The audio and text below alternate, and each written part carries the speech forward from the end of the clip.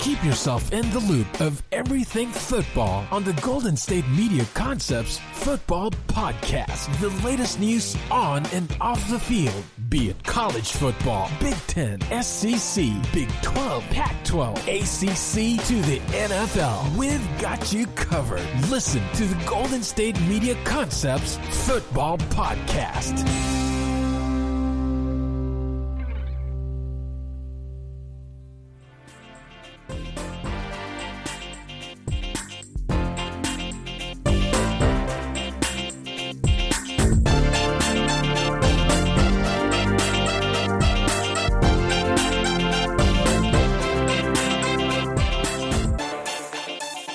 Hey now and welcome. Thanks for tuning in today to the GSMC Football Podcast, brought to you by the GSMC Podcast Network. Bryan here with you again. Glad you can join me today. Now, it's a special day, everybody. It's a very special day.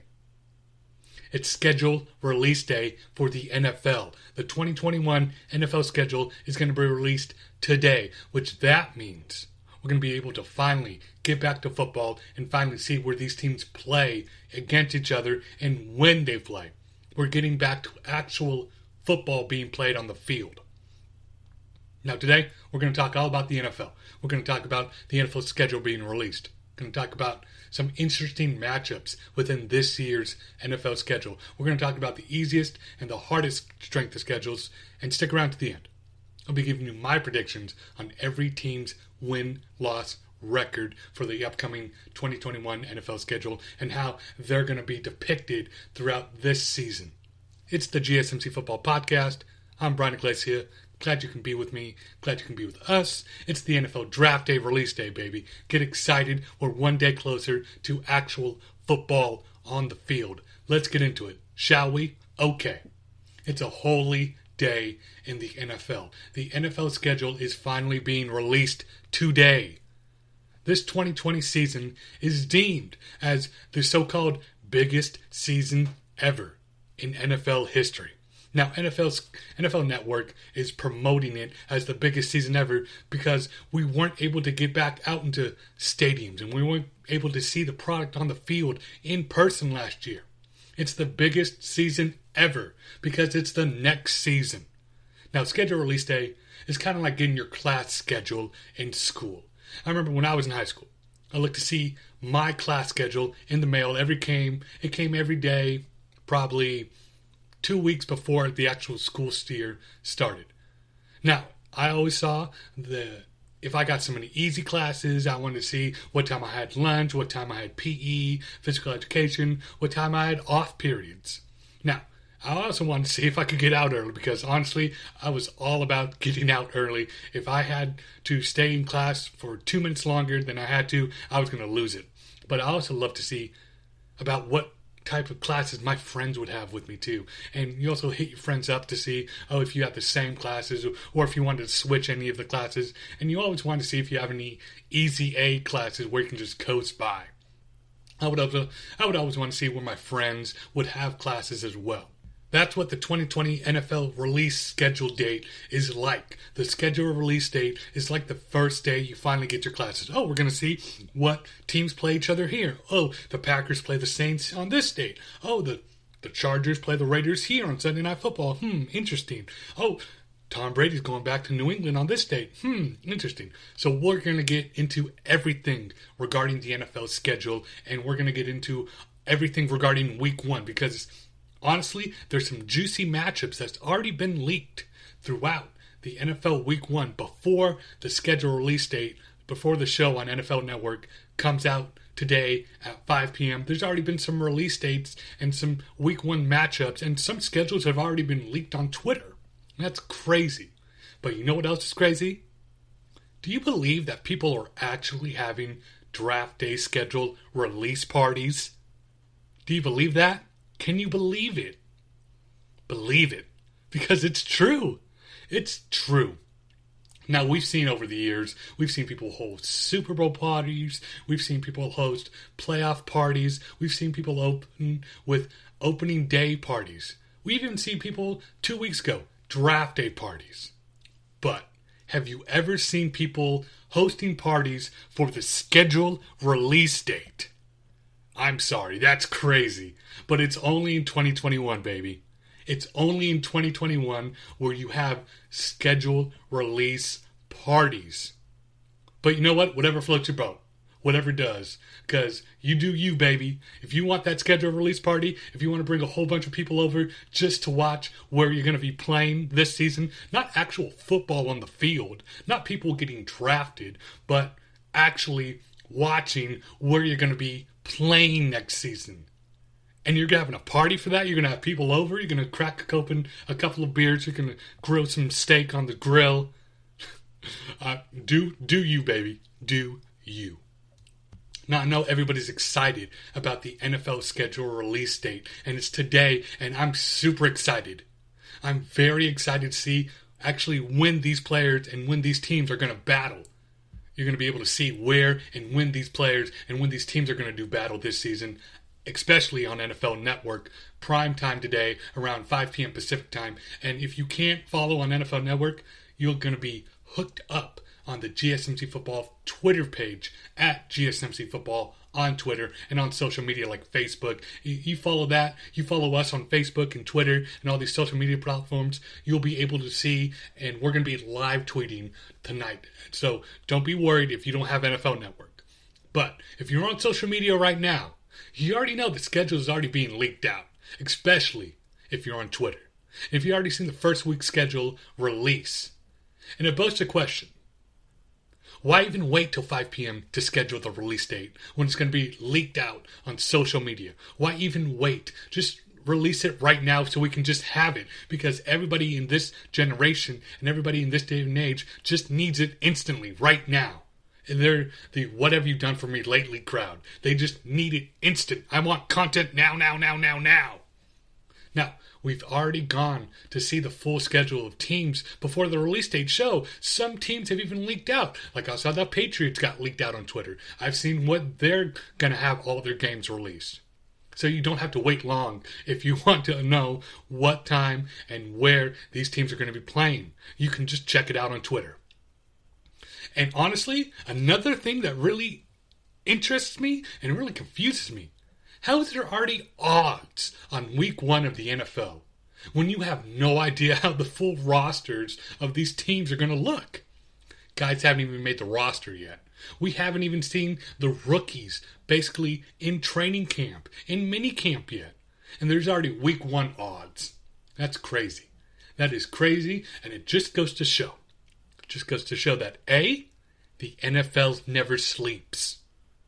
And B, neither does the betting market. Now, I've seen that DraftKings Sportsbook already has week 1 odds out for the NFL 2021 season. How crazy is that? I think I saw the 49ers minus 7.5 at the Detroit Lions. And I think I saw the biggest favorites of the 49ers and the Rams at 7 versus the Bears. And the Bills came in at 6.5 favorites versus the Steelers. And I also saw the closest lines.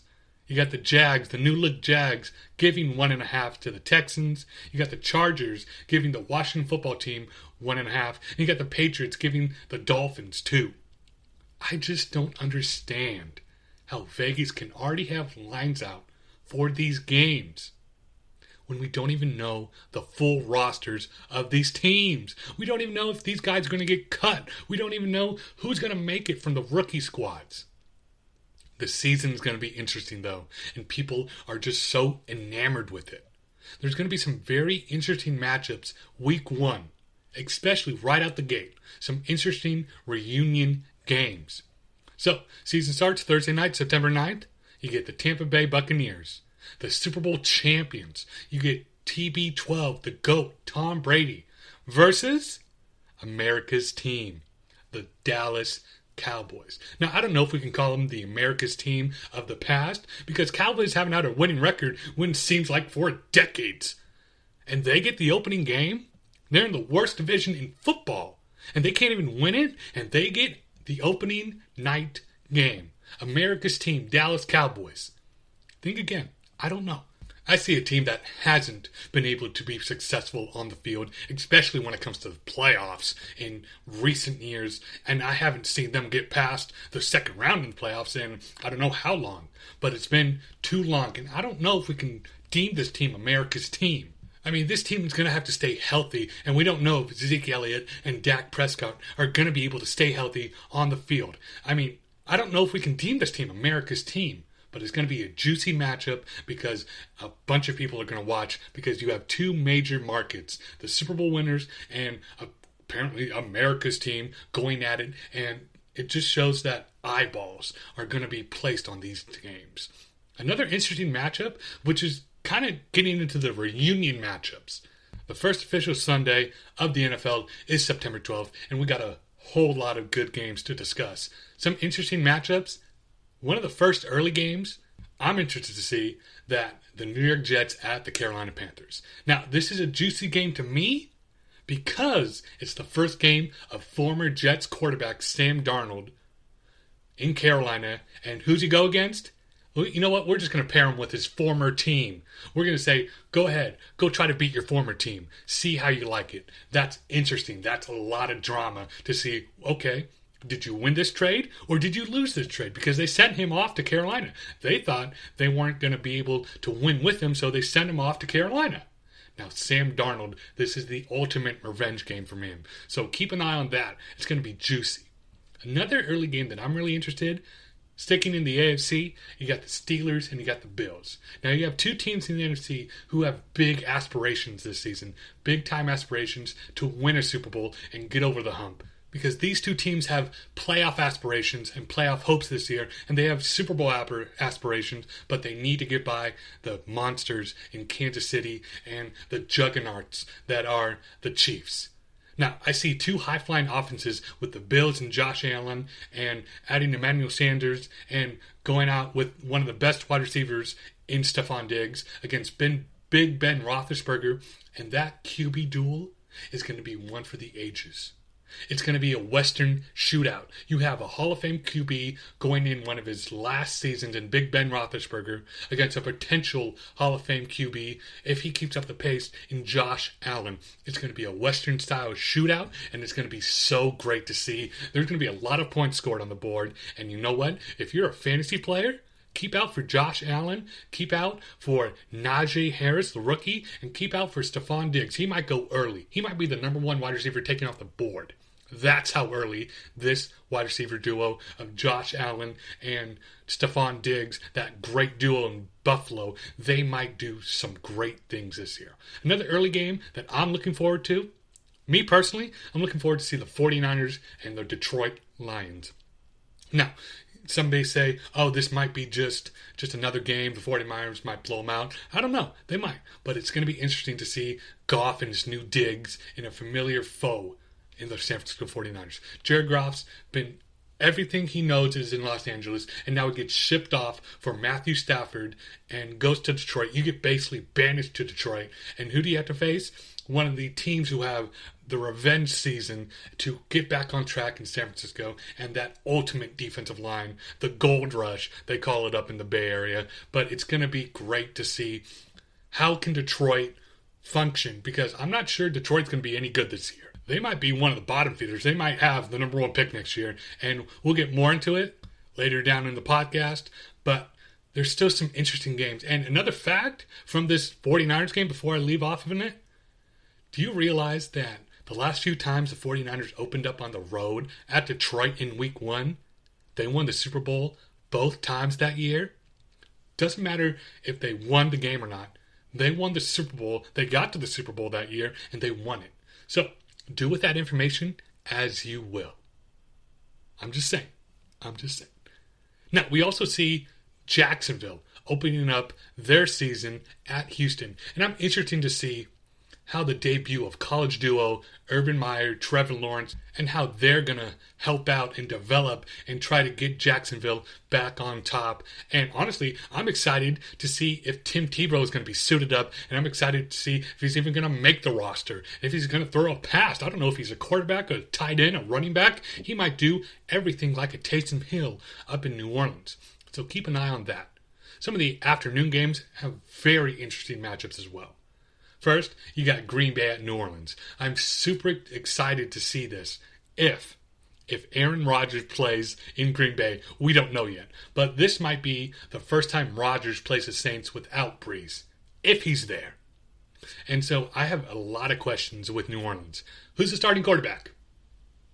Who is the starting quarterback for the New Orleans Saints? Is it Jameis Winston? Or is it Taysom Hill? Or is it somebody we don't know? And how is Sean Payton going to be without Breeze? Because we don't know Sean Payton without Breeze.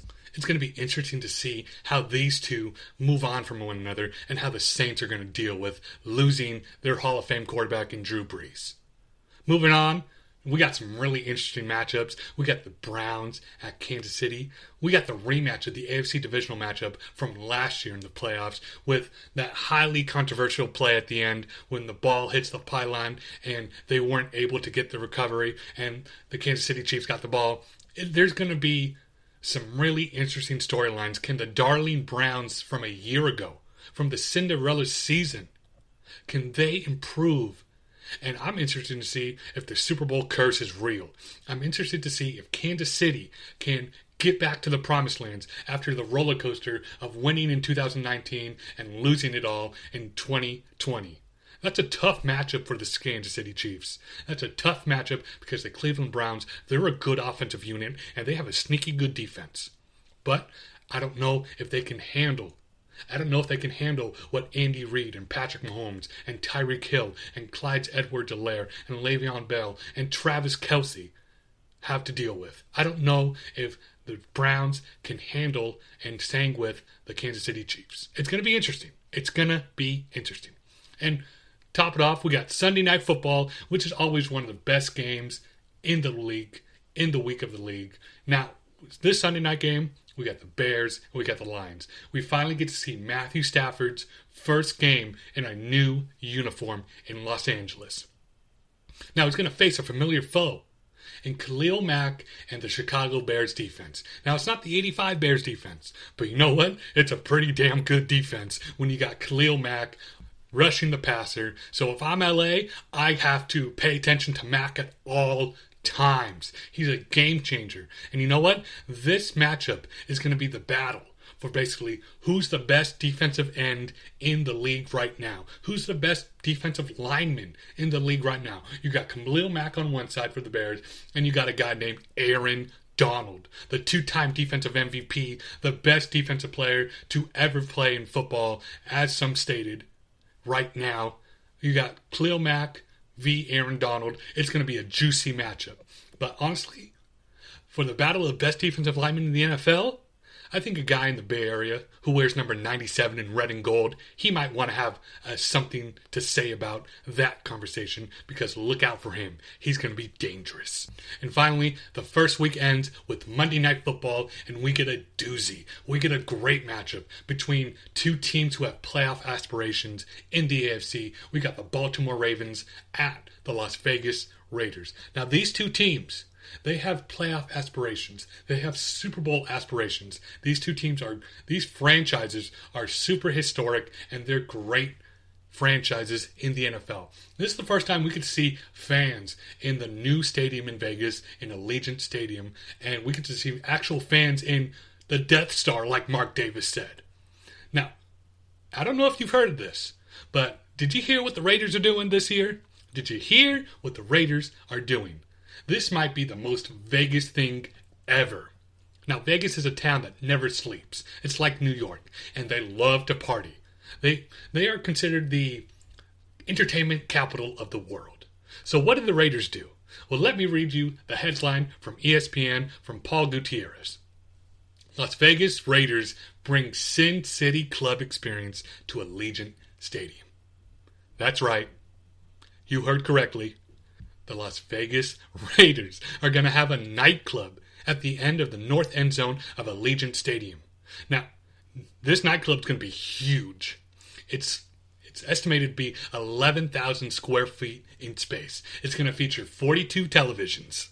It's going to feature a 9-foot by 35-foot LED screen. You're going to have dueling DJ booths. So not one, but two DJ booths and a 45,000 watt sound system.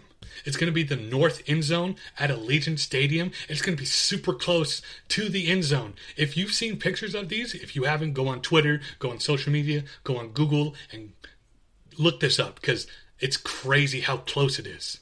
Now, we can talk about how crazy this is going to be, and it all depends if Raiders and if Mark Davis is going to allow fans back in the stands at Allegiant Stadium, because he really hasn't allowed anybody in the stands. They didn't allow anybody last year, but restrictions are lifting. This virus is getting more controlled, and I think he's going to have fans. I think he's going to try to have everybody back in the stands for this football game at Allegiant Stadium and for this season at Allegiant Stadium. But like I said before, that's the most Vegas thing ever. I wouldn't put it past them too. They are the entertainment capital of the world, and it just goes to show that, you know what? Whatever makes money that I can put in my pocket, they're going to do it, and the NFL is going to do it, and it's exciting, and it's an entertaining day. It's exciting to see that we're actually talking about football, and we're actually talking about the schedule release. Schedule release is later on tonight. It's going to be super exciting. We're going to be live tweeting it. It's going to be an event. There's a bunch of leaks on social media already, and I'm super excited. I'm all about the leaks. I want to see where everybody's playing and what time everybody's playing.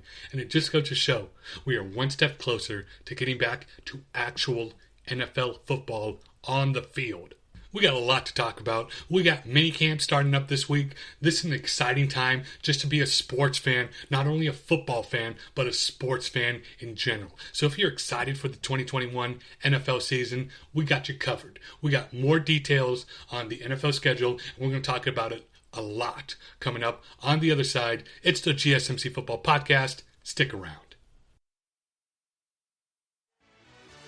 Are you looking for help for your fantasy football team? Check out the GSMC Fantasy Football Podcast. Get today's best advice on who to start, who to sit, even who you should draft. From sleeper picks to red-hot lineups, they got it all covered for you. That's gsmcpodcast.com/fantasy-football-podcast. We'll cover traditional leagues, dynasty, PPR, even IDP leagues. When you need fantasy help, there's just one show to hit up. Don't forget to like them on Facebook and follow them on Twitter. Visit gsmcpodcast.com for more info.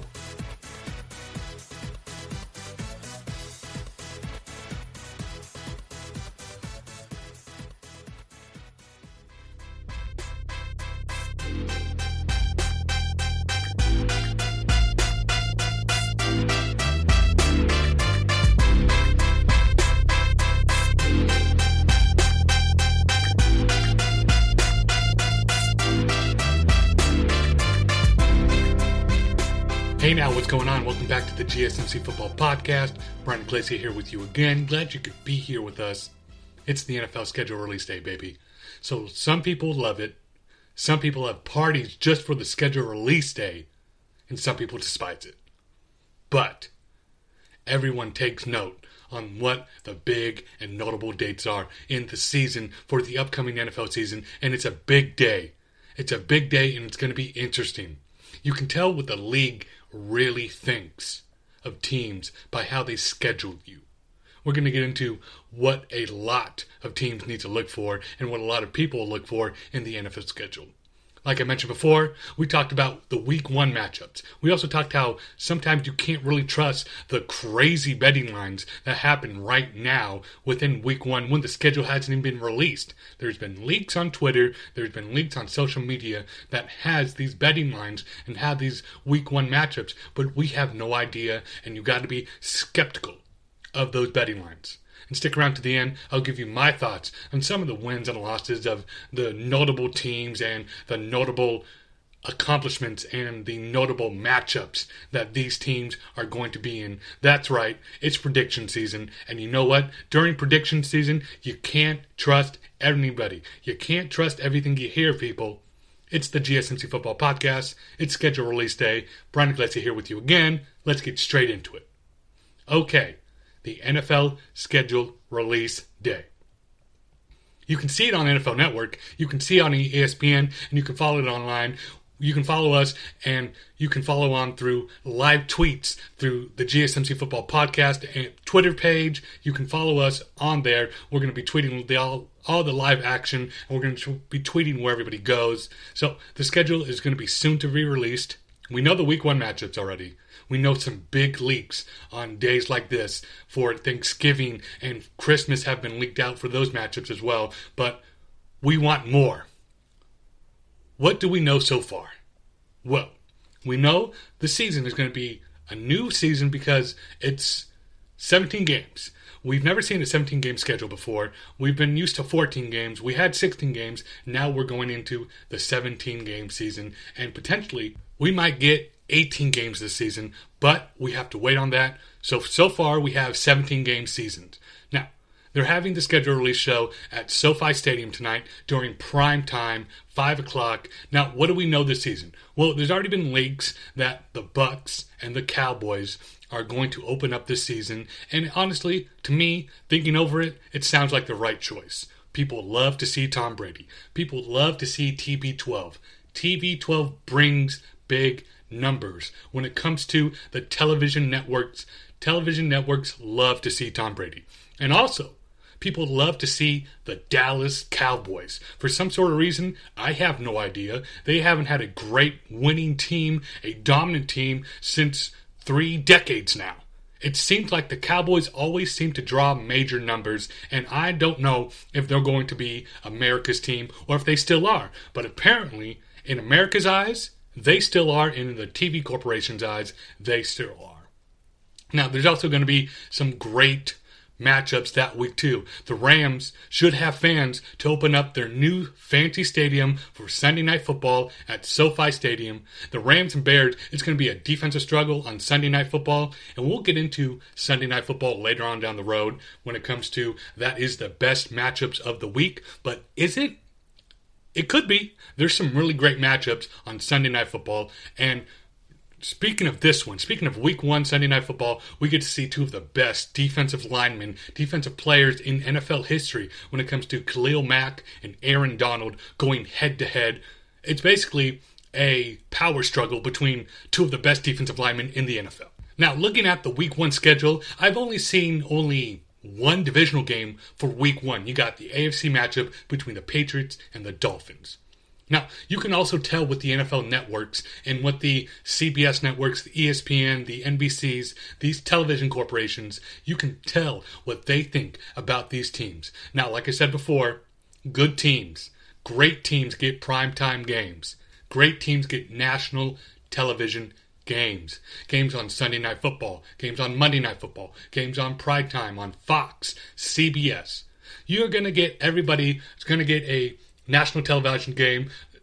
They always do this. They have to get everybody in. It's kind of like everybody getting a trophy. Okay, once during the season, you're going to get a Thursday Night Football game or you're going to get a Monday Night Football game. But it's kind of like giving out participation trophies. You know, everybody gets a participation trophy when they play sports now these days. Nobody's told, oh, just because you came in last place, here's a participation trophy. Participation trophy. And just because you didn't win the championship, we're still going to give you a trophy. No, that's how it is, and honestly, it drives me crazy. No one builds character anymore when they lose, when they told, you know what, you didn't do great, you're not going to get a trophy. Everybody wants a participation trophy now these days, and it drives me insane. And that's what it's like with the NFL, and that's what it's like when schedule release day. They have to say, you know what, we deserve a national televised game. We deserve some sort of national recognition. Well, you know what? I don't want to see the Detroit Lions on Sunday Night Football getting blown out by the Green Bay Packers. I don't want to see all these bad teams on Sunday Night Football, like the NFC East. And we'll get into more of that regarding the NFC East, because some way, they think, television companies, they think that the NFC East is some great division, and I just don't understand because it's horrible football. But I'll get into more of that later down the road.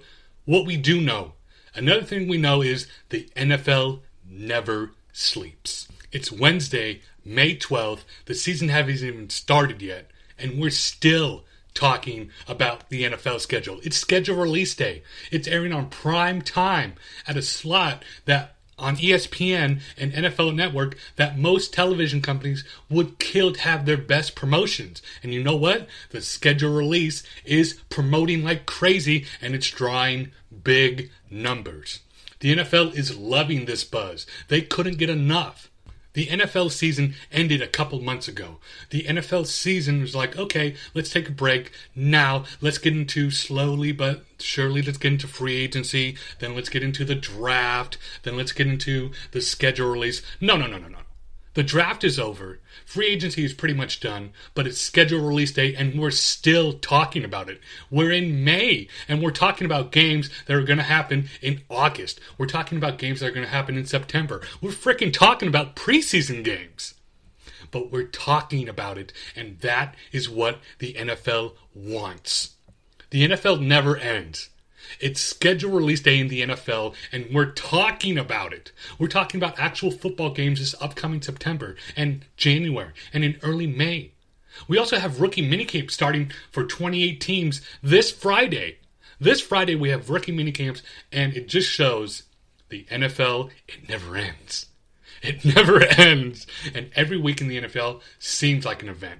It's crazy. It's also crazy to see that they are looking at the schedule and seeing a January 9th game on the schedule. And that just, it blows my mind. I've never seen a 17-game season before, and I've never seen a January 9th regular season game. Do we know when the actual Super Bowl is going to be played? I'm hearing it might be played during Valentine's Day? February 13th? Oh boy. I'm just saying, it just shows that the NFL never stops. The NFL never sleeps. And you know what? The NFL is leading the way for different professional sports organizations, and other organizations like Major League Baseball and like the NBA should take notes from the NFL because they are running circles around them. There are physical NBA games being played tonight. There are physical baseball games being played right now. And you know what everybody can talk about in the sports world? The NFL schedule release day. That blows my mind. That's crazy. And you know what? It's exactly what the NFL wants. The NFL loves this publicity. The NFL loves the storylines. They love the headlines because they are truly the kings of the American sports world. They are truly the kings, and it's crazy to me that all these other professional sporting organizations and these professional sports leagues don't follow suit with the NFL. They can learn something. You know what's also crazy to me? It's also crazy to me that we're still talking about a guy in Tim Tebow being talked about in the year 2021. We're actually talking about Tim Tebow playing football again. Okay. So let's talk Tebow. We really want to talk Tebow. Let's talk Tebow. Did you know, in the game in which he was last active, so I'm talking about the game he last played, only 3 starters that day are active right now?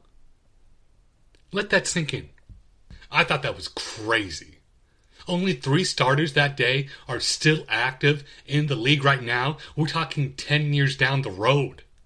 3 players. Now, 2 of them are big names. One of them is like, but that's crazy. That is crazy to me. It's crazy to me that 3 players, 3 starters that are active that day are still active right now. Only 3 of them, 10 years down the road. Those 3 players, one is easy, Ryan Fitzpatrick. Everybody knows Fitzmagic. These last 2 are kind of difficult. You have a well-known name in Stephon Gilmore, a very successful defensive back. And you also have the least likely of the name, Lee Smith, tight end. Now, those are the 3 players that are still starting in today's NFL, that started that day, who are active from 2012, when Tim Tebow last played his last NFL game. That was in 2012, 10 years ago. That's the last time we saw Tebow. And the last time we saw Tebow, he was getting cut from minor league baseball. The reason he played minor league baseball to begin with is because he couldn't get a gig in the NFL. Now, I hear a lot of people say that he's in the best physical shape in his life. But I have to see it with my eyes first. And you know what? A lot of people have to see it with his eyes first. Dude hasn't played an NFL game in 10 years. We don't even know if he's going to be signed yet. That report by Ian Rappaport a couple of days ago said, you know what, they're close to signing him, but you know what? I heard Urban Meyer said he doesn't even know if he's going to sign yet. Urban Meyer went on a podcast recently, about 2 days ago. I believe it was the Chris Sims podcast or the Phil Sims podcast. And he hasn't physically seen him work out yet. So you don't tell me that you can make a decision on Tim Tebow if he's going to make the squad if he's not actually working out in front of the coach. The head coach hasn't even seen him yet. So I can't believe he's going to make the team if the head coach hasn't even seen him play. That's a red flag for me, at least. If I was a head coach, and if I was going to sign somebody to my team, don't you think you would want to see the person actually work out and not have your scouts? You would want to see actually with your physical eyes. You know, a lot of people say, oh, my recollection and my opinion as a scout is mattered, it noted. Yeah, I understand you have great eye, but you know what? There's nothing like your own two eyes. If somebody passes the eye test, if you can actually physically go there and see them work out and see, okay, he still has it, then great. But it really just throws a red flag and it just causes some concern when the head coach, who is of the football team, a new head coach, won't even go and look at their former athlete that they used to coach in college, who they won a Heisman with. It just bugs me. It rubs me the wrong way, and it just doesn't seem right that the physical head coach won't even take time out of his day to go and look at a player. Now, this is just my opinion. And I don't know, everybody can have different opinions, but to me, this guy hasn't played organized NFL football in 10 years. Last time I checked, football isn't easy, especially at the highest level in the National Football League. It's a sport you just can't stop. You just can't do something else and then come back and play. Now, as you may know, there are many different athletes. There are many two-sport athletes who put down football and picked up a baseball bat, especially in the NFL. You had Deion Sanders playing both NFL and Major League Baseball. You had Deion Sanders playing for the Cowboys, the Niners, and then he picked up a Giants hat for the San Francisco Giants. You had Bo Jackson playing both in the NFL and Major League Baseball. You had Bo Jackson with the Oakland Raiders, and you had Bo Jackson with the Kansas City Chiefs. And you had one of the greatest athletes, in my opinion, of all time, Michael Jordan. Now, he didn't play football, but he played basketball and he played baseball. So in professional sports, we've seen we've seen athletes play two different sports. But we've seen a lot of players come out of retirement, but not come back from 10 years later. Bro, Tim, you're 33 years old. The game has changed. It's no question the game has got younger. Last time you played was back in 2012 versus the Buffalo Bills. Last time he played, Ryan Fitzpatrick was no such thing. Fitzmagic wasn't a thing. Ryan Fitzpatrick his beard was at a normal human length, not what it is now. We haven't even heard of Fitzmagic back then, 10 years ago, in my honest opinion. If I had to make an educated guess, if you held a gun to my head, I probably would say Tim Tebow won't make the roster when it comes to training camp. I'd say that because, A, that's a huge risk for a first-time head coach and a new squad, bringing in a person who hasn't played football in 10 years. That's not what the fan base is going to want. Now, you can say, oh, it might be great publicity for the fan base, and it might be great for the NFL in general. You have a guy who is very, very polarizing figure. But the Jags don't have a lot of talent. And a guy who's been out for 10 years, who hasn't played organized team football in 10 years, is going to tell me you're going to go out and you're going to play one of the hardest positions in football in tight end. You're going to be able to block a defensive lineman who's 270, 280, who runs a 4.5. And you're going to be able to outrun a DB or outrun a little middle linebacker. That doesn't seem likely. It's going to be a long shot if he makes the roster. And if he does, many people don't know if a player plays past 3 games in the NFL that the player gets a nice pension plan for life. You heard that correctly. He gets a pension plan for life. So, I'm just going to put the dots together. I'm just going to put the puzzle pieces together. Urban Meyer is super close to Tim. They both won national championships at Florida. Tim Tebow won a Heisman at Florida 2006, 2009. They both have successful careers at Florida in college football. Tim has only played 3 games, and he gets a pension plan for life. It's a possibility. Now, I'm just being skeptical. I wouldn't put it past him that Urban Meyer and Tim Tebow are super close, and I wouldn't put it past him that he plays 3 games in the NFL, and he gets a pension for life, because he's just right at the core. He's right at the corner right now. I'm just saying, it could be a Ponzi scheme, and it could be a scheme to get Tim Tebow a pension, and I wouldn't put it past him. But we got the schedule released later on today, and that means leaks out on social media. We got some decent games on big-time dates. We got some holidays we always look forward to. In football, I always look forward to Thanksgiving, and I always look forward to Christmas, because those are going to be games packed for those days. First of all, let's get into Thanksgiving. We've got some leaks that there's always 3 games on Thanksgiving. There's always games involving the Detroit Lions and the Dallas Cowboys. So the early game, we got the Bears versus the Lions. Now, it might be a good matchup. It might be a good matchup because you have Justin Fields coming in, who Andy Dalton might be replaced, and you have a young quarterback going against one of those teams who might be a bottom feeder. I don't know about this one. It's a toss-up. In the afternoon, we got Vegas Raiders at the Dallas Cowboys. That's going to be a great matchup if everybody stays healthy. If Dak, if Zeke, if Amari Cooper all stay healthy, and if Derek Carr, if Henry Ruggs can stay healthy, that can be a shootout. It can be a shootout, and it could be a great game. And at the night game, it's probably the best game. You got the Buffalo Bills and the New Orleans Saints. You got Josh Allen, you got Emmanuel Sanders, you got Stephon Diggs going against that new look New Orleans Saints offense, who I don't know who's going to be the quarterback. I don't know if Taysom Hill's going to lead the way. I don't know if Jameis Winston's going to come out of nowhere, but you're going to get high-flying talent and high-flying attacks from Michael Thomas. You're going to get high-flying attacks from Alvin Kamara, and it's going to be a great game. One thing I love about Thanksgiving, other than spending time with family, is eating all the good food and watching football all day. And I'm super excited about it. We sometimes forget about the level of play on Thanksgiving Day and Thanksgiving night.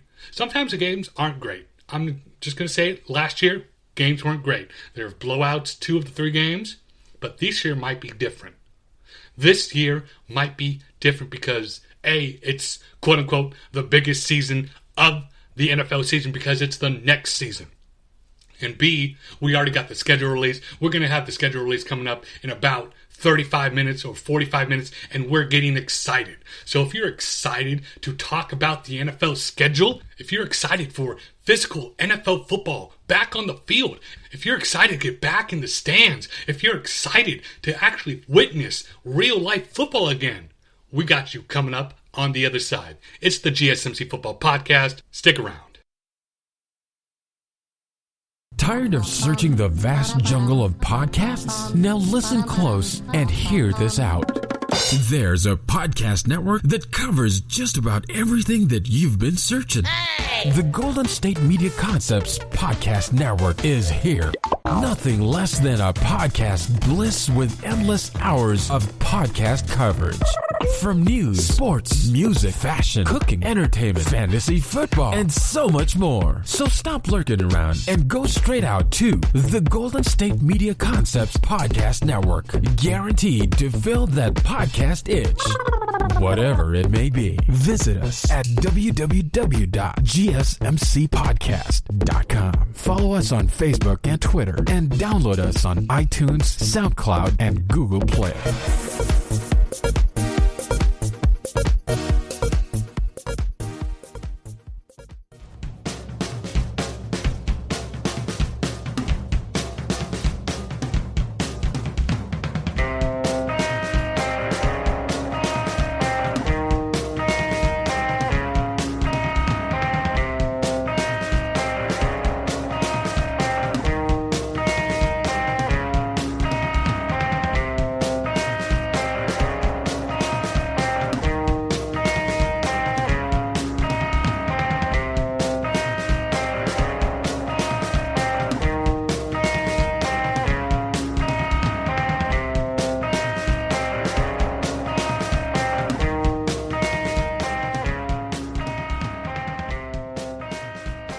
what's going on? Welcome back to the GSMC Football Podcast. Hope everyone's doing well. Hope everyone enjoyed that schedule release. Now, I know there's a lot of unknown that was answered, and we finally get when and where that we're going to see these games being played. Now, I know in previous segments, we talked about week one matchups that were already leaked out within Twitter and within social media. We also talked about the betting lines and how you can actually have betting lines is beyond me when you don't even know who are on the rosters yet.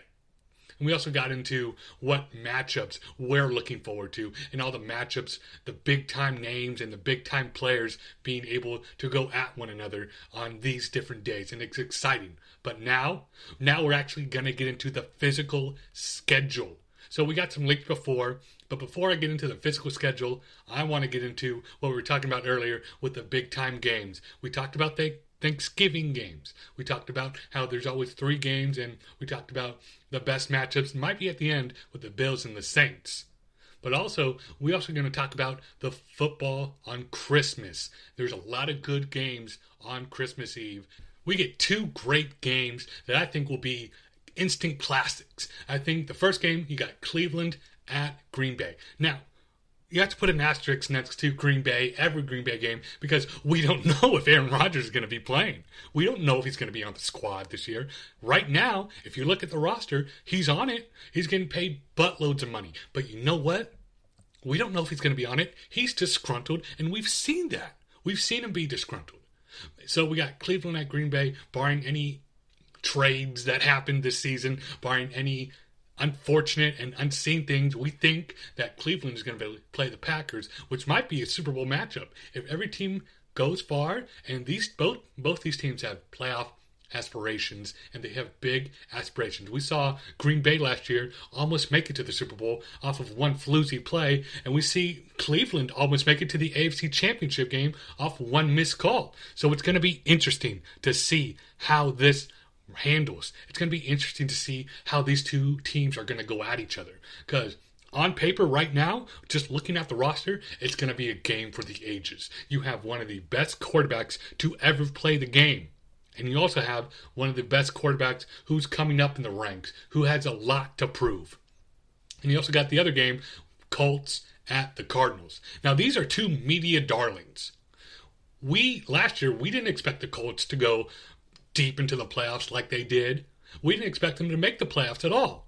Now they got a brand new quarterback in Carson Wentz who has a new energy, a newfound energy that he wants to produce. He wants to do well when it comes to impressing a new city and impressing a new fan base. He wants to perform. And we also got the media darlings of this year, the Arizona Cardinals. Last time I checked, everybody in the media believes that the Arizona Cardinals are going to be this year's Cleveland Browns. They're going to think, oh, they have great talent on that roster. Now they just need everybody to come together.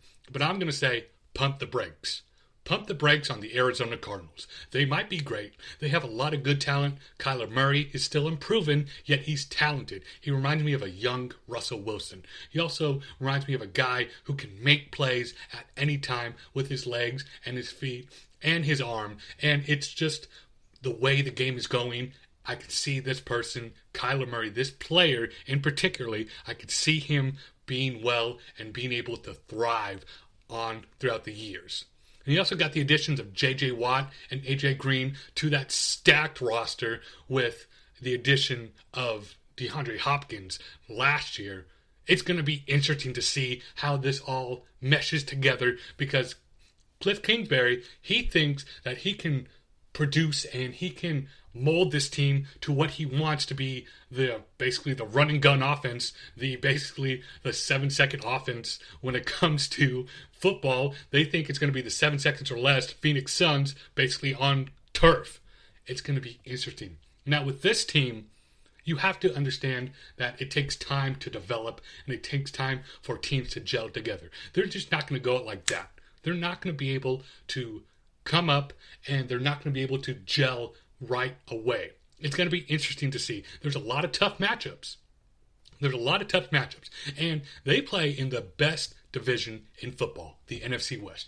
All 4 of those teams have Super Bowl aspirations. The Seattle Seahawks, the San Francisco 49ers, the Arizona Cardinals, and the Los Angeles Rams. They all have Super Bowl aspirations. It's going to be interesting, and I'm excited to see how they're going to do in the best division in football. I hope you can tell from the enthusiasm in my voice that I can't wait to see these games being played out. But this year is going to be different than last year. It's going to be different than most years. You know why? Because we've never seen 17 games in an NFL season. You just have to think about it. We are getting the first time ever that they're actually going to have 17 games and a couple of playoff games. And that's at the end of the season. And you know what? This just goes to the argument that the NFL is a physically demanding sport. The NFL is already physically demanding, and you're already adding another game. That is crazy. That is crazy to me. But you know what? The NFL is doing something that I didn't think they would be able to do, is thrive after a pandemic-riddled season. I didn't think they were able to thrive, but we as NFL fans, we love it. And the NFL knows it. We need the NFL in our life. We're like that starving kid who just needs one more bite. We just need it. We just crave it. And the NFL knows it. And you know what? The NFL loves to draw things out. They're the ultimate tease. They really are. All the time. But you know what? It works. It works. Now, I would love to see other sports follow the NFL. It's just not the game. It's not the fantasy football aspect. It's not even the gambling. It's the wait for it mentality. It's the lead in. It's the we're so looking forward to it. I can't wait. Like I need the NFL back in my life. And I know a lot of you guys do. Now I know the NFL has something every week, it seems like. And people sink their teeth into it. Other sports can't compare to the NFL. It's just simple as that. We love, as Americans, we love our NFL football. We need it. And honestly, I wish other sports were like the NFL. Take, for example, the Major League Baseball. I wish Major League Baseball took notes from the NFL, because if they took notes, they would have a better time when it comes to drawing viewers to their product. Take MLB free agency, for example, and compare it to NFL free agency. We were on our seats. We were on the edge of our seats when it comes to the NFL free agency. I was checking my phone every day to see, who signed yet? Did Trent Williams sign, or did somebody sign here? We were on the edge of our seats. They know how to draw out their product, and they know how to get their audience attention. Major League Baseball, they have a different approach. They're saying, let's kick back and let's see what we can do, and let's just relax on it. And you know what? People are upset because they think that America's great pastime is not doing its justice. It's not doing the people justice because people lose interest. Baseball, to begin with, is not an exciting game to most people. Most people say it's boring. Most people say it's too drawn out. Most people say it takes too long. There's no excitement within baseball. I would disagree. I think there is excitement within baseball, but the younger generation, the younger demographic, doesn't see that. And they see football, hard-hitting hits, and they just love it. They love all the excitement on and off the field. There's drama every single day in the NFL. It seems like the NFL never sleeps. And you know what? Good for them.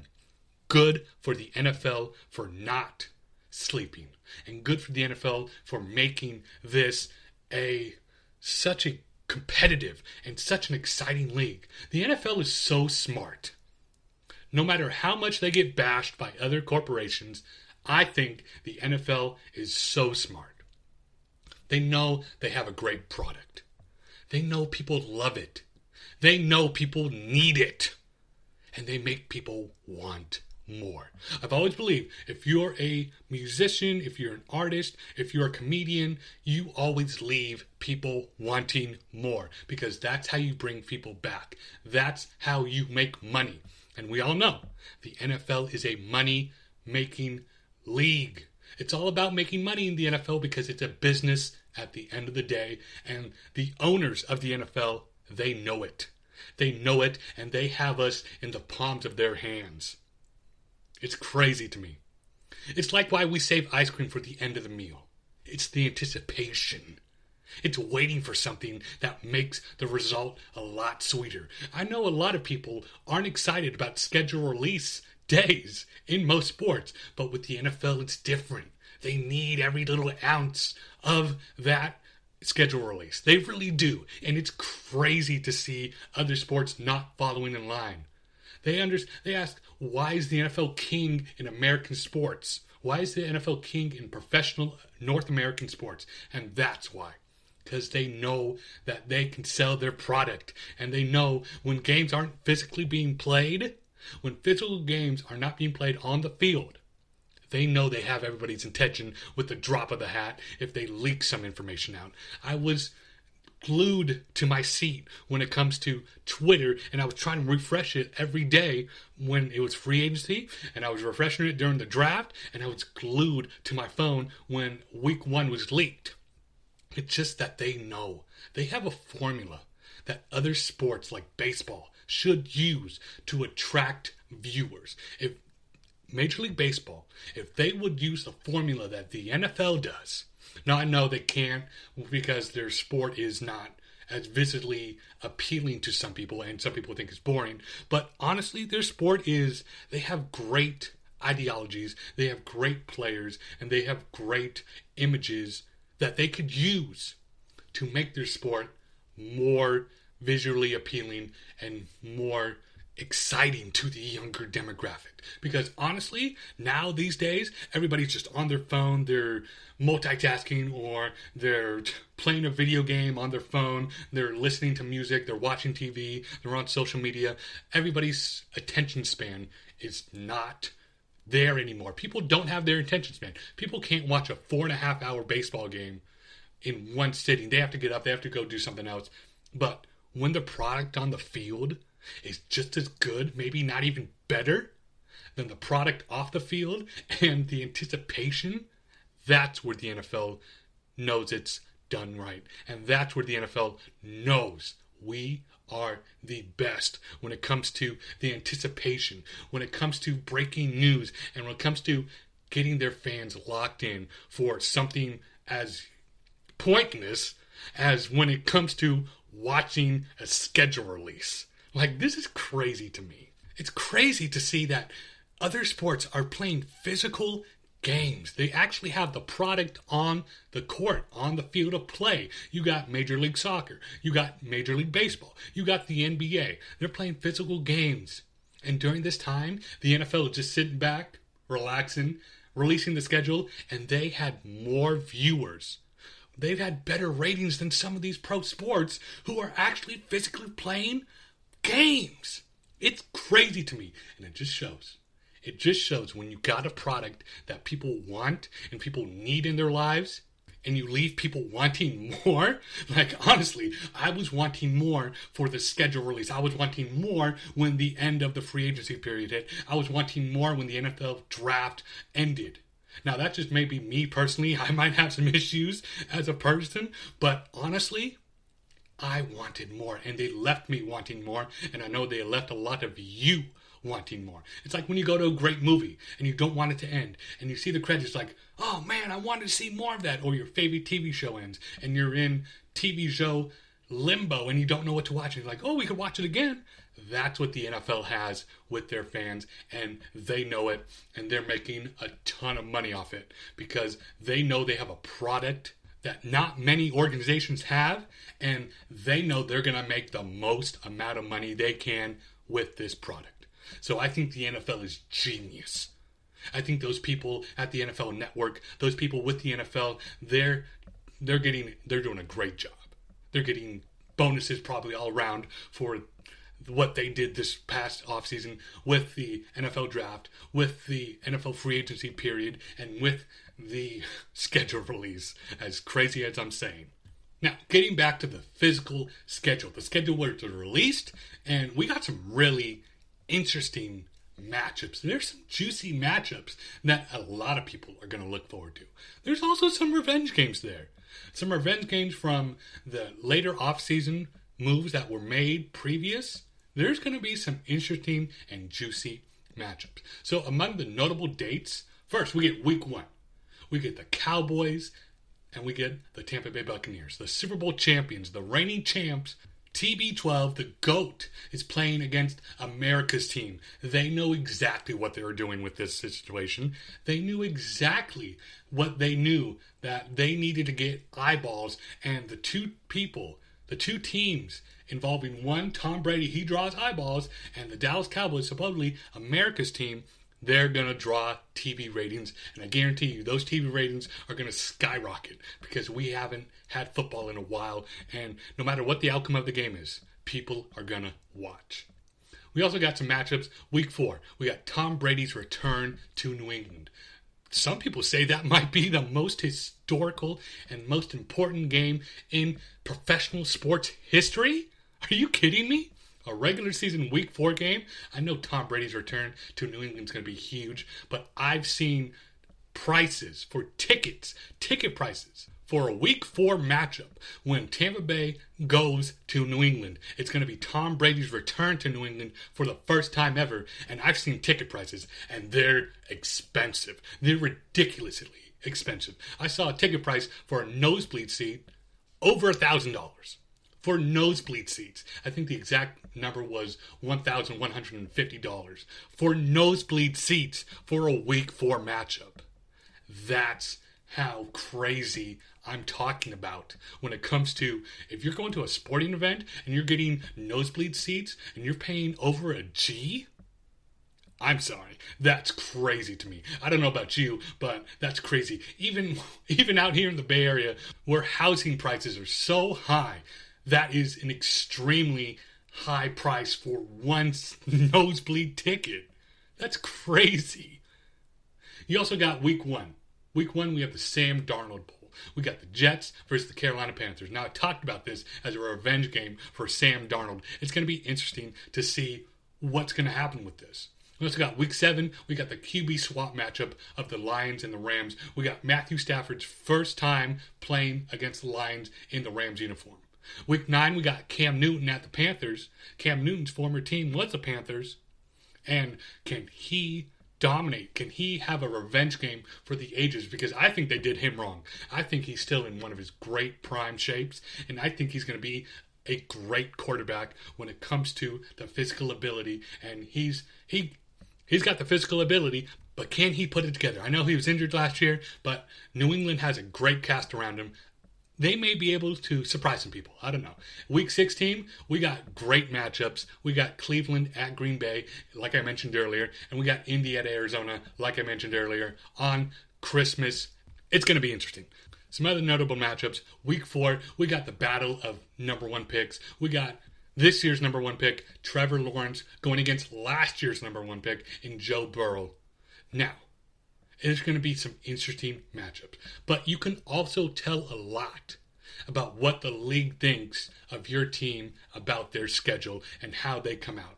Now, if your team has a primetime game, I'm talking Sunday Night Football, I'm talking Monday Night Football, and I'm talking on Fox and CBS. And I'm excluding Thursday Night Football because every team's going to have one game at least on Thursday Night Football.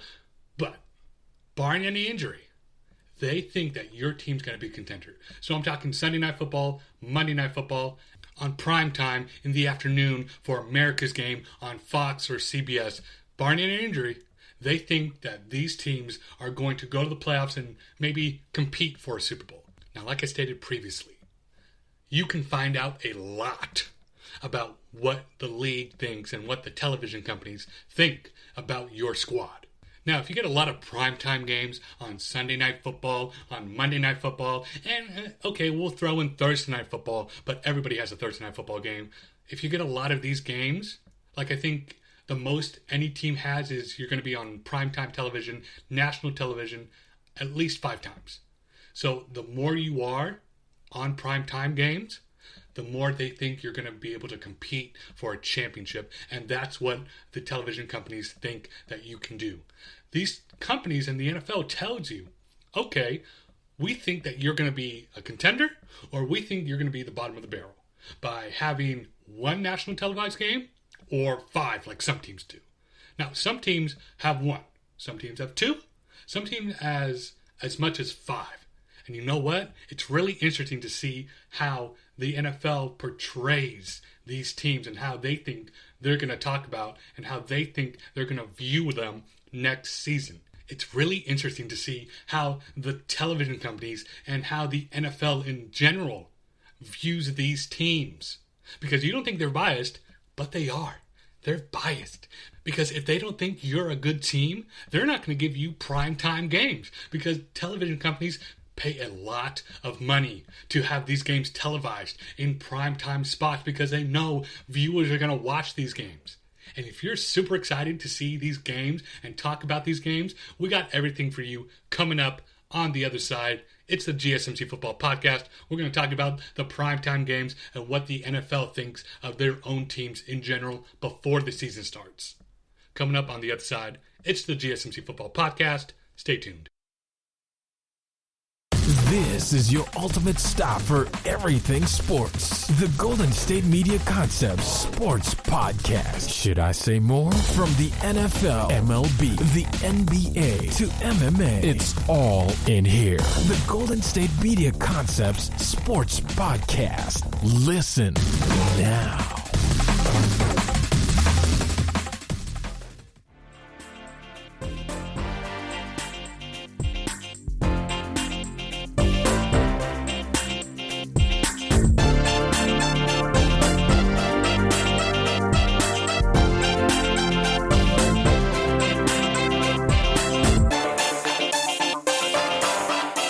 Hey now, welcome back to the GSMC Football Podcast. Bryan here with you again. Thanks for joining me. Thanks for joining us. Glad you can be part of your day. Now, I know we talked about the NFL schedule release. We talked about all the juicy matchups. And there's also a little game that people love to play when it comes to the matchups and when it comes to the schedule release. It's called the win-loss game. And before we go any further, we're not going to play that game. We're not going to play that game because A, it's not useful, and B, it's pointless. The win-loss game is not a game that should be played. And I'll talk about that further down the road. But like I mentioned in previous segments, the NFL can tell you and can tell other people and can tell teams what they think of your team and your favorite team by how they schedule the NFL season and how they release the schedule. Now, like I talked about before, with primetime games, NFL will tell you if you're good or not by the amount of primetime games you have. It's just the way it goes. It's not any hard feelings. It's just that the NFL thinks that the best teams are going to be better than other people, and they're going to give those certain teams primetime games.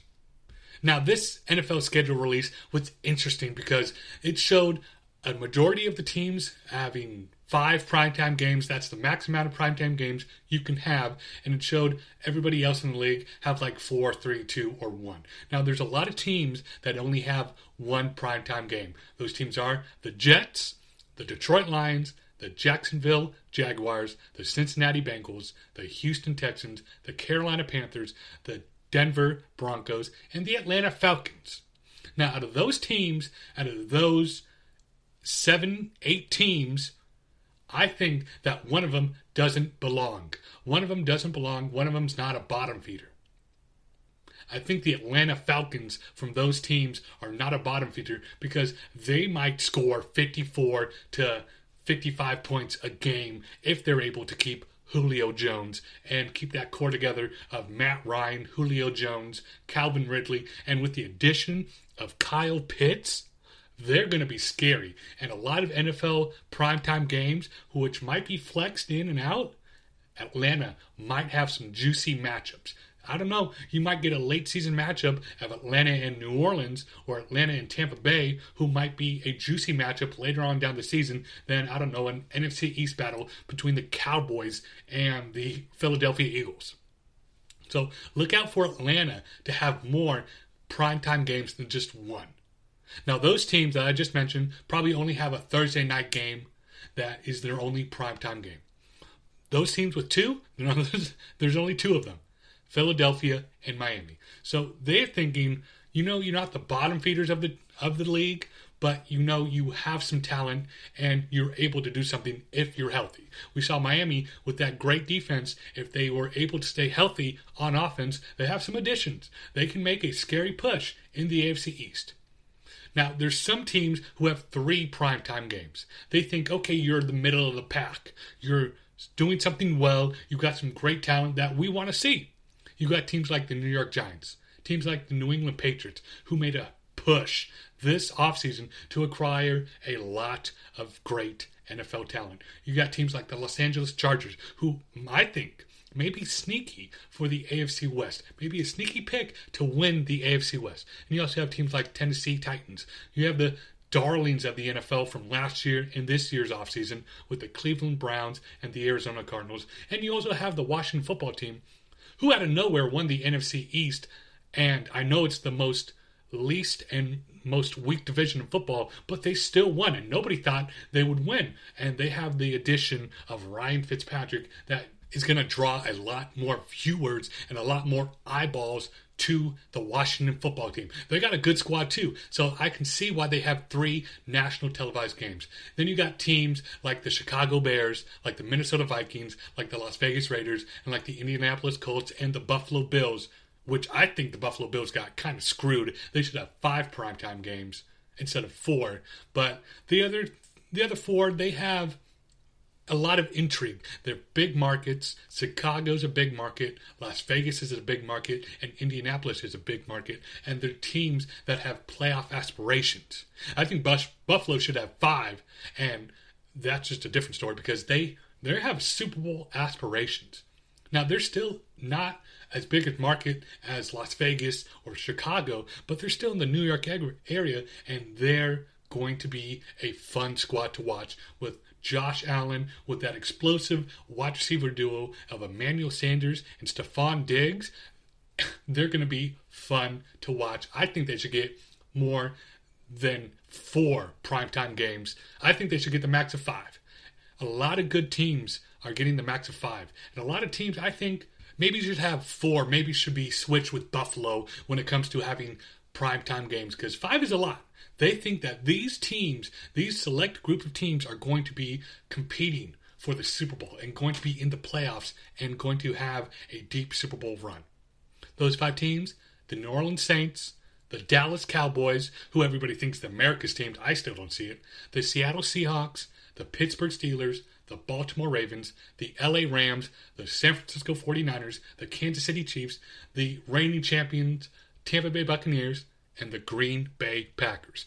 Now, I'd say the Green Bay Packers because you have to put a little asterisk next to their name because, honestly, with all the drama happening in Green Bay, with all the talk about Aaron Rodgers, is he staying, is he going, we have no idea. So you have to put these primetime games at an asterisk because we don't know if Aaron Rodgers, their best player, their star player, we don't know if he's going to be able to come to an agreement and say, hey, I love it here in Green Bay. It's not just a money issue. I love it here. You can pay me whatever he wants. It's going to be interesting to see if he's actually on the team when it comes to the first game in September 12th on that afternoon game in New Orleans. I don't know if he's going to be there. A lot of people don't. And if I had to put money on it, I don't think he's back. I just don't. There's too much hate and there's too much animosity between Brian Gutekunst, the general manager, and their star player, Aaron Rodgers. You never want to make the star player unhappy because he's the star. He brings the money to the organization. I've said this before and I'll say this again. If you're going to choose a general manager, a coach over a player, and you're an owner of a team, I'm taking the player 100 times and twice on Sundays. That's crazy to me that people don't take the star player. Superstar players don't grow on trees. Superstar players don't come around often. And when you say you're going to let Aaron Rodgers, a first ballot Hall of Famer quarterback, leave your organization because he's unhappy with the way the general manager runs the business, you got to look at your general manager and say, hey, If you're not going to run it correctly the way our superstar player wants it, then you're out. You're gone. See ya. You always take the superstar player, you always take the talent on the field.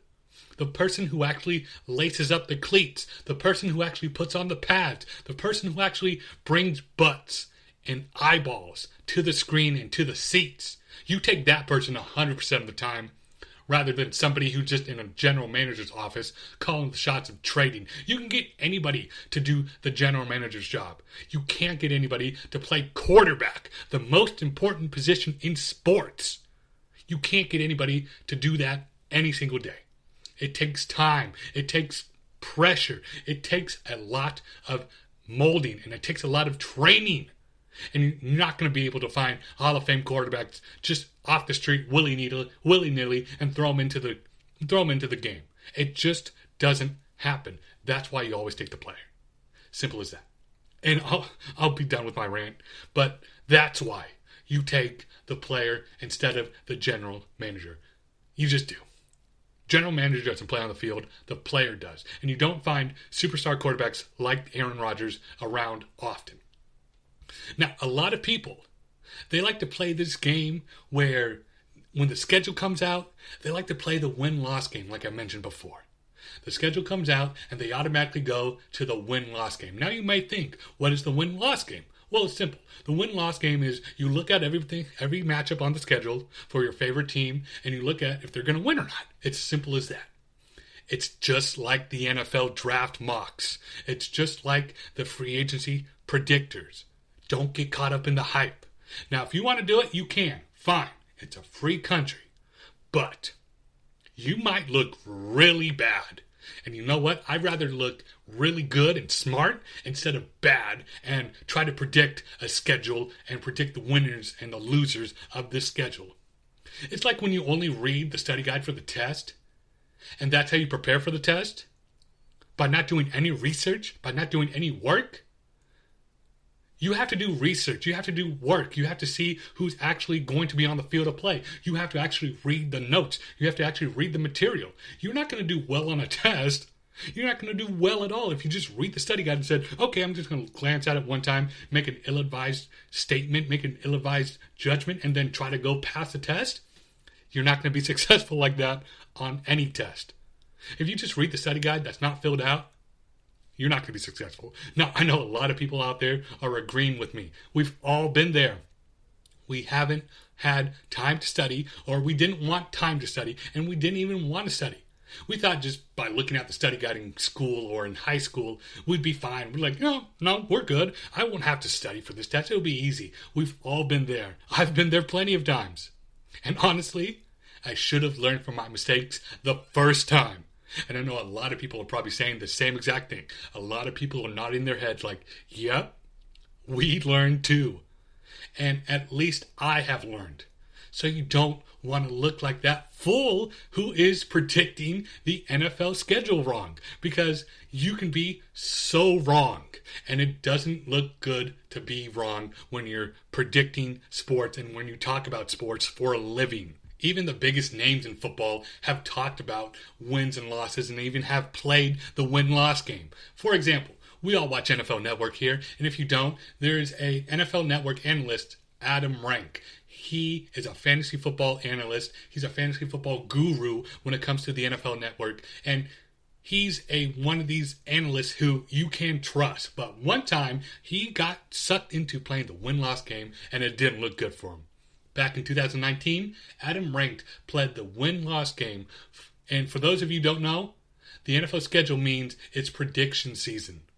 So he predicted that in 2019, the San Francisco 49ers, he predicted that they would go 3-13. Now, I've met Adam Rank. He's a great guy, super smart, super funny, super down-to-earth guy.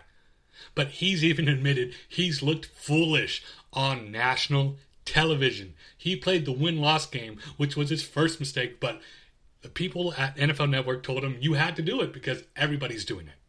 Now, if you watched the NFL back in 2019, like you probably have, like everyone probably has if you're listening to this podcast, you know the San Francisco 49ers didn't go 3-13 that year in 2019. You know they played the Kansas City Chiefs in 2019 in the Super Bowl in Miami. That was the last biggest game before everything shut down, before this pandemic happened. They went 13-3 that year. Adam Rank, NFL analyst who prides himself on being correct most of the time, he had them at 13-3. Lesson is, don't fall into the trap. Don't fall into that trap for the win-loss game. It's not a good look. It can end in disaster. And you know what? He's still talking about it 2-3 years down the line when they were great that year. He's still talking about it to this day. If you learn anything from this podcast, from this session, from anything I say, I hope it is this. I hope you don't get fooled in foolish moments. Don't be tricked. Don't get fooled into playing games you don't want to play. Because if you play foolish games, it's not going to look good. Don't get fooled into playing the win-loss game. For those asking for me to play the win-loss game, I'm just going to tell them every time, just to annoy them, you're going to either win every game, you're going to go undefeated, it's going to be the best season ever for your team, or I'm going to go in the direction, you're going to lose every game, you're going to be the worst team in football, you're going to have the number 1 draft pick for multiple years down the line. Because you know what? It's ridiculous to think that we know what's going to happen. It's ridiculous to think we know what's going to happen during this season, because we don't. It's just like the mock drafts, people. It's just like the draft day grades, people. It's just like media credibility.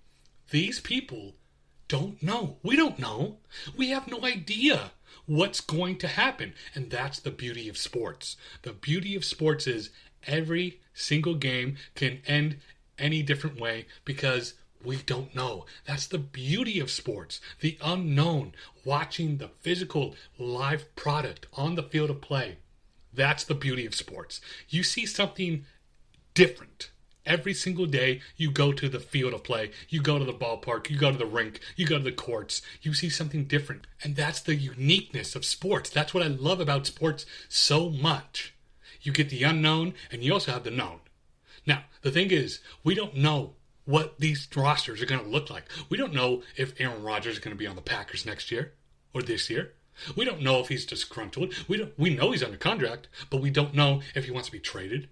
We don't know if the Falcons are going to trade Julio Jones this upcoming offseason or this offseason in general. We don't know if the 49ers are going to trade Jimmy Garoppolo and start Trey Lance week 1. We have so many questions. We don't know if Jacksonville is going to sign Tim Tebow, which is one of the biggest storylines this offseason. We don't know any of these things that are going to happen. We can speculate, we can assume, but you know what they say about assumptions. We have no idea. Like I said before, it's like mock drafts, it's like draft day grades, it's like media credibility. Take it with a grain of salt, people. You just don't know. No, I sound like a broken record, but don't get fooled, don't trust the hype, and don't fall into the trap, people. There's a trap that a lot of people fall into. Don't do it. Just don't do it. Just say no. Now, we don't know any of these teams and how they will fare. It's prediction season. It's the unknown. But what we do know is that we have national television games, national televised games on this season. And it's going to be interesting because there are big games this season. There are great matchups that everybody wants to see. I'm super excited to see these national televised games. It's going to be interesting to see the national televised games on Monday Night Football and Sunday Night Football especially. Now, I'm going to get into the Sunday Night Football games and how it's going to be interesting to see these matchups go out on Sunday Night Football. Now, we're just a day out of the schedule release, and it's all fresh in our minds, and we want to talk about every single matchup, but I want to focus on the Sunday Night Football matchups because we got some great matchups. Now, if you watch football, you all know that Sunday Night Football is probably the greatest football matchup when it comes to the greatest teams that week and the greatest matchups of that week. Sunday Night Football is the most watched television network series in the history of American professional sports, in the history of television.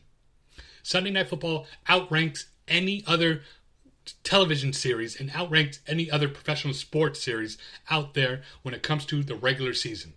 Sunday Night Football is supposed to be the best matchup of that week, and we got some great matchups.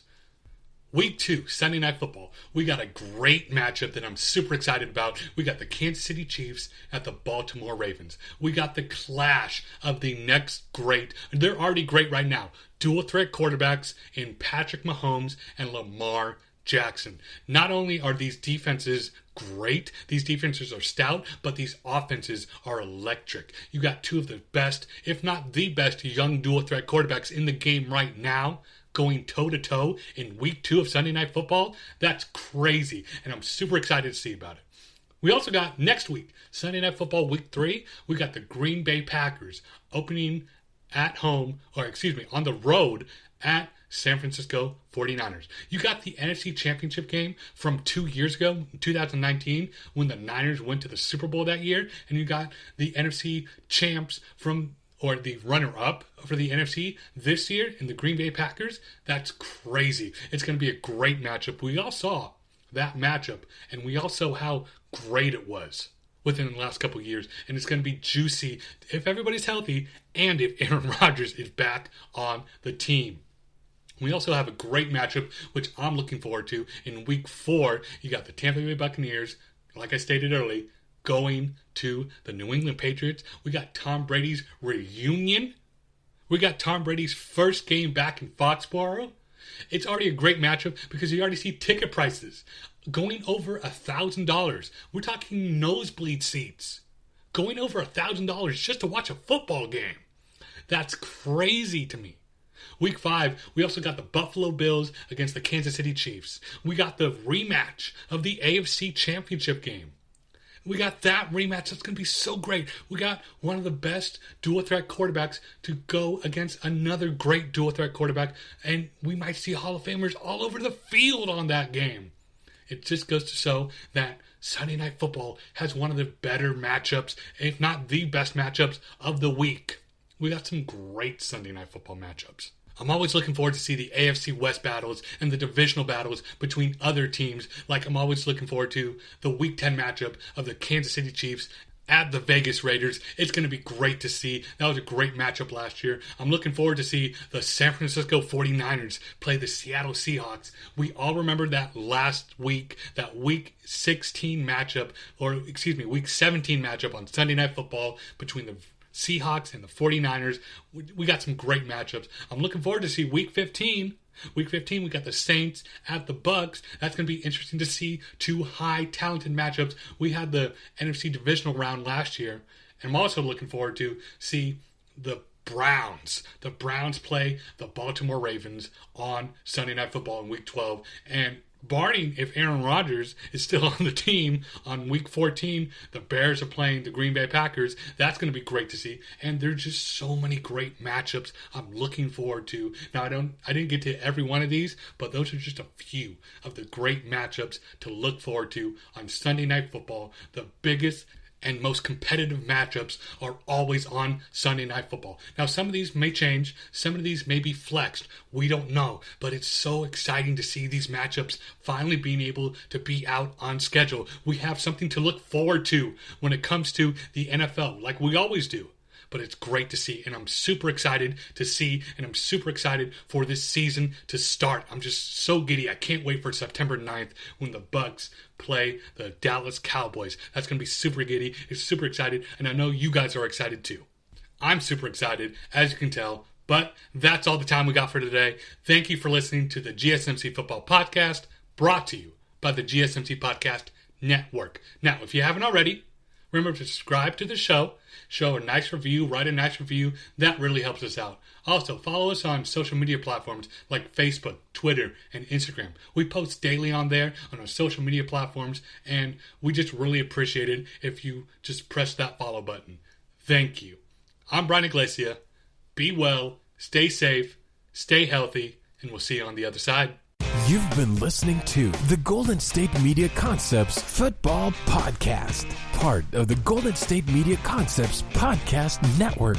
You can find this show and others like it at www.gsmcpodcast.com. Download our podcast on iTunes, Stitcher, SoundCloud, and Google Play. Just type in GSMC to find all the shows from the Golden State Media Concepts Podcast Network. From movies to music, from sports to entertainment, and even weird news. You can also follow us on Twitter and on Facebook.